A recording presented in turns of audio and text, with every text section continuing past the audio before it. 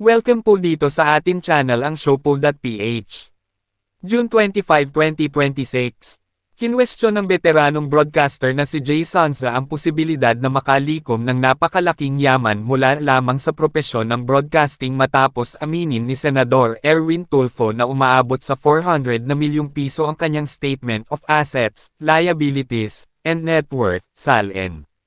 Sa isang social media post noong June 16, sinabi ni Sonza na sa kanyang mahigit 40 taong karera bilang broadcaster at pagiging isa sa mga pinakamataas ang talent fee sa industriya, hindi niya umano naabot ang ganoong halaga ng kinita. Ayon kay Jay Sonza, published as is. For the record, walang matino at legitimate broadcaster sa kasaysayan ng Pilipinas ang kumita ng 400 na milyong piso in a lifetime. I was once one of the top broadcasters and highest paid radio and television personalities, pero hindi ko kinita iyang ganyan kalaking amount in my more than 40 years in the profession. Walang network ang nagbibigay ng ganyang kalaking sweldo o talent fee sa isang reporter o newsreader, caster na katulad noong nagsabing kumita siya ng 400 million pesos. You can check with ABS, GMA, TV5, PTV, Net25, UNTV or SMNI.